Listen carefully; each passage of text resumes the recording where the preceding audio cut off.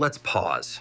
We're overexposed to social media, games, junk food, all these intense rewards. Wait, detox doesn't mean removing dopamine. It's an essential neurotransmitter. Think of it like fixing a palate ruined by too much sugar. The method. First, recognize your dopamine triggers, like this.